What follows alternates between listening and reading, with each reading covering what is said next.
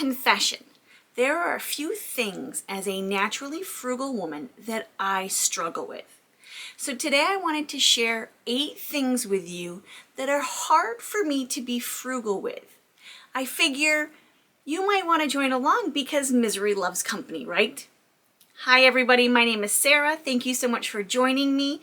If you're not familiar, I am the owner of FrozenPennies.com.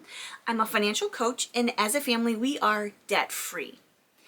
Being debt-free allows me a little bit more flexibility to spend some money on things that I enjoy. However, because my gut instinct is telling me that I should be frugal, I find that there might be a little bit of guilt when I spend money on these things that, let me tell you, I can spend money on.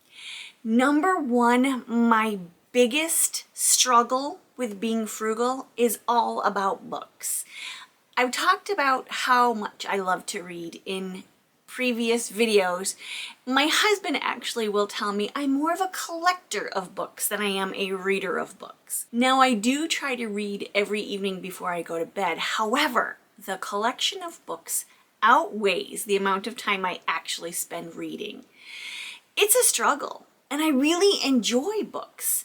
Now, I do have a Kindle that I try to read on, and I do have, ways to get free books from Kindle, but it's just not the same. It's just not the same for me as a physical book, one that I can smell and read and hold and touch and feel the pages of the book turning. I understand too that I can go borrow as many physical books from the library as I possibly can get my hands on, but because I find that reading is a little bit more difficult for me these days, and I tend to have 3 or 4 different books being read at the same time, depending on my mood for that evening. Taking books from the library, as much as I really love the library, borrowing books from the library tends to be a challenge because I don't end up finishing the book by the time it's due, even after I renew it multiple times. So for me, it's struggle. The struggle, right? The struggle is real on having the collection of books at my disposal whenever I want them and saving money frugally at the same time. Number 2, eating out. Now here's where my struggle lies with eating out.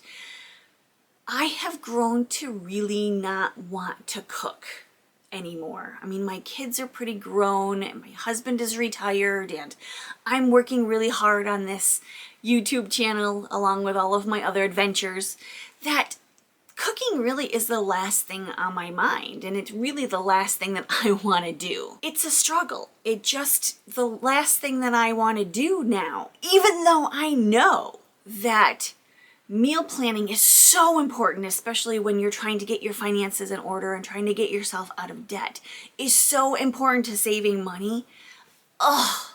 Cooking. The meal planning is fine. I don't mind the meal planning. It's the cooking that I'm just like, can somebody just do it for me? Number 3, snacks. When you're trying to pinch your pennies and trying to save money because the prices of everything are rising, snacks are a great thing to eliminate or reduce when you're trying to save money on your groceries. However, I have been on a crazy popcorn kick, and it's just not the same popping your own popcorn than it is opening up that white cheddar skinny popcorn. It's not the same. The Cheez-Its, the Cheez-Its, and it's all about the cheese. Gosh, it's all about the cheese. Starting next week, I'm not buying the snacks. It's not good for me. It's not good for my challenge of healthy eating that I'm on this year. It's not good for anybody else. Nobody needs the Cheez-Its. I'm all done with Cheez-Its. Number 4, lifestyle creep. So when you start making more money in your life, you tend to spend more money on things that you maybe couldn't afford last year. For example, you get an hourly raise, even if it's 20 cents an hour raise, you tend to think that you can afford maybe a better car, maybe a car payment that it might be a little bit higher. Maybe your car is starting to see a little wear and tear, show its age a little bit.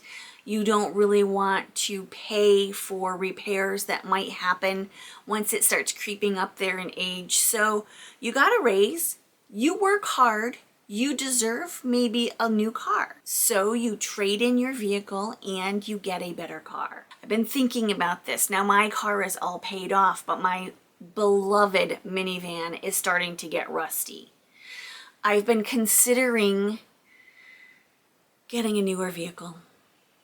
I'm stopping myself. I'm just going to take that money that I have and put into the repairs of the body to make it look less rusty. It's only like 2 little spots that I'm seeing. And my thought is, well, we have the money. We could afford a new car. I'm not doing that. I love my van. I'm not doing that. Number 5, buying gifts for people. Now this is one I'm not willing to give up. Even though the frugalista in me is saying, really, do you need to buy gifts for people all the time? It's a way that I show love. It's my love language to give somebody something that they may have mentioned on Facebook or somebody else mentioned that they needed, you know, a little people, the office staff that's just so cute that I already have and my friend who also loves The Office doesn't have. So sending her the little people office is my love language. It's a gift that I give to people that is unexpected. And I'm not willing to give that up. Even though the frugalista inside of me is like, could you spend that money on something that's going to benefit you a little bit more? No. The answer is no. It's not going to benefit me any more than it is when somebody says, oh my gosh, I love this. I love this gift. Thank you for thinking of me. Number 6, I struggle as a frugal woman to actually live a simple life. The idea of living a simple life with less stuff, minimalism, not spending money on things is a little bit of a struggle for me. I like gadgets. I like technology. I've been toying with the idea of getting an Apple Watch. I haven't done it yet because I haven't convinced myself that I need it. But I do like having an upgraded iPhone and I like having a better computer. I think it's human nature to want to upgrade to those things. I like having a nice wardrobe. I like having clothes. I like having shoes. But living a simple life is something that I strive for. Even though I struggle with it, I'm still on that path. I'm still on that road to living a simpler life and being happy and content and grateful for what I have. Number 7, I struggle with TV apps. We don't have cable. And my evening entertainment is binge watching shows on TV apps. I like the idea of having 6 seasons of a show that I can just watch a couple of episodes every night for the next 6 weeks until I finish the entire series. It's my downtime. It's my form of entertainment in the evenings. The problem is, once I'm done with the series, I then forget to cancel the streaming app that I'm watching on. Now, even though I have Apple TV because I'm watching Ted Lasso, Hulu because I'm watching The Rookie, there are streaming apps that I'm not using right now. I'm not using Peacock, I'm not using Paramount, I'm not using Netflix right now, yet I still have them. I'm still paying for them.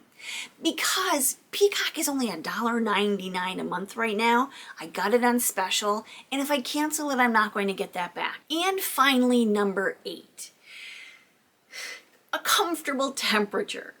At my age, my 50 glorious years, I don't want to be hot and I don't want to be cold. I'm struggling with it because my inner frugal woman is telling me to turn down the heat and stop paying for it and just put on a sweater. I mean, I know that I've told you guys one of the great ways of saving money is to put on a sweater. Yet, here I sit with my comfortable 70-degree house all the time because it's a struggle. I don't like to be hot and I don't like to be cold.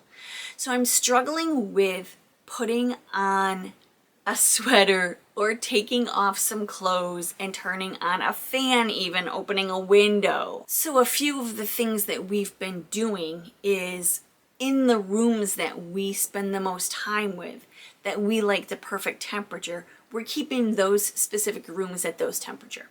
For example, we like to keep it cool when we sleep. In the winter, that's not a problem. In the summer though, we keep the bedroom temperature low with the air conditioning.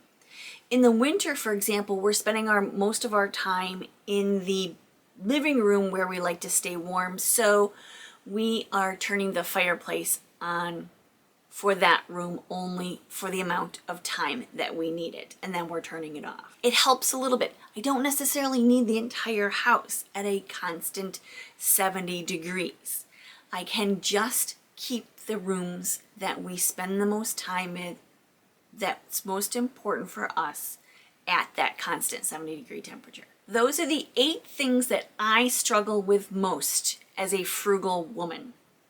Those are the places in my life that even though my head is telling me that you should save money and be frugal, my heart is telling me that I just want to be comfortable. Thank you so much for joining me, everybody. I truly appreciate you and have a great day.